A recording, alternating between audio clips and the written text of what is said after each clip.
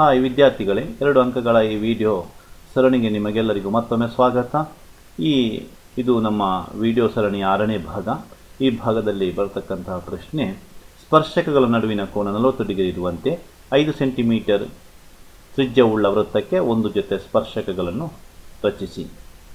ಪರೀಕ್ಷೆಗೆ 2 ಅಂಕಕ್ಕೆ ಕೇಳತಕ್ಕಂಥ ಒಂದು ಸಂಭಾವ್ಯ ಪ್ರಶ್ನೆಗಳಲ್ಲಿ ಇದು ಕೂಡ ಒಂದು. ಬಹಳ ಸುಲಭದಲ್ಲಿ ಪಡೆಯತಕ್ಕಂಥ 2 ಅಂಕಗಳಿದು.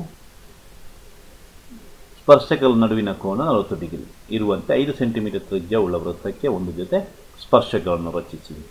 ಮೊದಲಿಗೆ ನಾವು 5 ಸೆಂಟಿಮೀಟರ್ ತ್ರಿಜ್ಯವುಳ್ಳ ಒಂದು ವೃತ್ತವನ್ನು ಎಳೆಯಬೇಕು. ಅದರ ಕೇಂದ್ರ O ಆಗಿರಲಿ. ಇನ್ನು ಒಂದು ತ್ರಿಜ್ಯವನ್ನು ಎಳೆಯೋಣ. OA ಒಂದು ತ್ರಿಜ್ಯ ಆಗಿರಲಿ.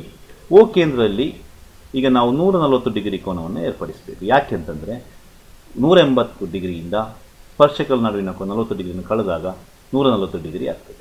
ಈ 140 ಡಿಗ್ರಿಯನ್ನು ನಾವು ಕೇಂದ್ರದಲ್ಲಿ ರಚಿಸಬೇಕು. ರಚಿಸಿ ಇನ್ನೊಂದು ತ್ರಿಜ್ಯವನ್ನು ಎಳಿಬೇಕು. ಇದು 140 ಡಿಗ್ರಿ ಇರುತ್ತೆ. OB ತ್ರಿಜ್ಯವನ್ನು ಎಳೆದಾಗ ಕೇಂದ್ರದಲ್ಲಿ 140 ಡಿಗ್ರಿ ಕೋನ ಏರ್ಪಡ್ತದೆ. 140 ಡಿಗ್ರಿ ಯಾಕೆ ಏರ್ಪಡುತ್ತೆ ಅಂದರೆ, ಸ್ಪರ್ಶಕಗಳ ನಡುವಿನ ಕೋನ ಮತ್ತು ಕೇಂದ್ರದಲ್ಲಿ ಉಂಟಾಗುವ ಕೋನವು 180 ಡಿಗ್ರಿಗೆ ಸರಿಯಾಗಿರ್ತದೆ. ಆದ್ದರಿಂದ 180 ಡಿಗ್ರಿ 40 ಡಿಗ್ರಿ ಕಳೆದರೆ 140 ಡಿಗ್ರಿ ಕೇಂದ್ರದಲ್ಲಿ ಉಂಟಾಗ್ತದೆ. ಈಗ ನಾವು ಮುಂದಿನ ರಚನೆ, OA ತ್ರಿಜ್ಯದಷ್ಟು ತ್ರಿಜ್ಯವನ್ನು ತೆಗೆದುಕೊಂಡು OA ತ್ರಿಜ್ಯದ್ದೇ ತ್ರಿಜ್ಯ ತಗೊಂಡು A ಬಿಂದುವಿನಲ್ಲಿ ಒಂದು ಕಂಸವನ್ನು ಮೊದಲಿನ ವೃತ್ತವನ್ನು ಕತ್ತರಿಸುವಂತೆ ಎಳೆಯಬೇಕು. ಇಲ್ಲಿಗ ಅದೇ ತ್ರಿಜ್ಯ, ಯಾವುದೇ ಕಾರಣಕ್ಕೆ ನಾವು ಮತ್ತೆ ತ್ರಿಜ್ಯಗಳನ್ನು ಬದಲಾಯಿಸಬಾರದು.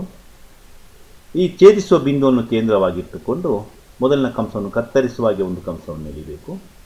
ಈ 2 ಬಿಂದುಗಳೀಗ ನಮಗೆ ದೊರೆಯುತ್ತದೆ. ಈ 2 ಬಿಂದುಗಳನ್ನು ಕೇಂದ್ರವಾಗಿಟ್ಟುಕೊಂಡು ಒಮ್ಮೆ ಈ ಬಿಂದುವಿನಲ್ಲಿ, ಒಮ್ಮೆ ಈ ಛೇದಿಸುವ ಈ ಬಿಂದುವಿನಲ್ಲಿ ಕೇಂದ್ರವಾಗಿಟ್ಟುಕೊಂಡು ತ್ರಿಜ್ಯವನ್ನು ಬದಲಾಯಿಸದೆ ಪರಸ್ಪರ ಕತ್ತರಿಸುವ ಹಾಗೆ 2 ಕಂಸಗಳನ್ನು ಎಳೆಯಬೇಕು. ಈ ಕತ್ತರಿಸುವ ಅಥವಾ ಛೇದಿಸುವ ಬಿಂದು ಹಾಗೂ A ಬಿಂದುವಿನ ಮೂಲಕ ಹಾದು ಹೋಗುವಾಗೆ ಒಂದು ರೇಖೆಯನ್ನು ಎಳೆದರೆ ಅದು A ಬಿಂದುವಿನಲ್ಲಿ ವೃತ್ತಕ್ಕೆಳೆದ ಸ್ಪರ್ಶಕ ಆಗುತ್ತದೆ. ಇನ್ನು ಅದೇ ರೀತಿಯ ರಚನೆ ನಾವು OB ತ್ರಿಜ್ಯಕ್ಕೂ ಮಾಡಬೇಕು. OB ತ್ರಿಜ್ಯದಷ್ಟೇ ತ್ರಿಜ್ಯ ತೆಗೆದುಕೊಂಡು ಒಂದು B ಬಿಂದುವನ್ನು ಕೇಂದ್ರವಾಗಿಟ್ಟುಕೊಂಡು ಒಂದು ಕಂಸವನ್ನು ಎಳಿಬೇಕು. ಅದು ವೃತ್ತವನ್ನು ಒಂದು ಬಿಂದುವಿನಲ್ಲಿ ಕತ್ತರಿಸ್ತದೆ. ಆ ಬಿಂದುವನ್ನು ಕೇಂದ್ರವಾಗಿಟ್ಟುಕೊಂಡು ಅದೇ ತ್ರಿಜ್ಯದಿಂದ ಕಂಸವನ್ನು ಕತ್ತರಿಸುವಾಗೆ ಒಂದು ಕಂಸವನ್ನು ಎಳಿಬೇಕು. ಈ 2 ಬಿಂದುಗಳು, ಒಂದು ಛೇದಿಸುವ ಈ ಬಿಂದು ಮತ್ತು ವೃತ್ತವನ್ನು ಛೇದಿಸುವ ಈ ಬಿಂದುವನ್ನು ಕೇಂದ್ರವಾಗಿಟ್ಟುಕೊಂಡು ಅದೇ ತ್ರಿಜ್ಯದಿಂದ ಪರಸ್ಪರ ಕತ್ತರಿಸುವಾಗೆ 2 ಕಂಸಗಳನ್ನು ಎಳೆಯಬೇಕು.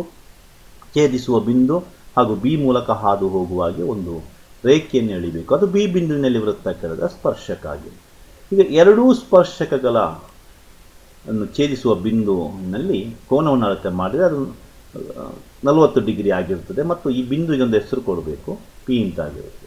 ಈಗ ನಮಗೆ ಬೇಕಿರುವಂತಹ 2 ಸ್ಪರ್ಶಕಗಳು AP ಮತ್ತು BPಗಳ ನಡುವೆ 40 ಡಿಗ್ರಿ ಇರುವಂತೆ ನಾವೀಗ ಸ್ಪರ್ಶಕವನ್ನು ಎಳೆದೆವು. ಬಹುಶಃ ಇದನ್ನು ಮತ್ತೆ ನೀವು ರಚನೆ ಮಾಡಿ ಅಭ್ಯಾಸ ಮಾಡಿದರೆ ಖಂಡಿತವಾಗಿಯೂ ನಿಮಗೆ 2 ಅಂಕಗಳನ್ನು ಪಡೆಯಬಹುದು. ನೀವೆಲ್ಲ ಇದನ್ನು ಅರ್ಥೈಸಿಕೊಂಡಿದ್ದೀರಿ ಅಂತ ಭಾವಿಸ್ತೀನಿ.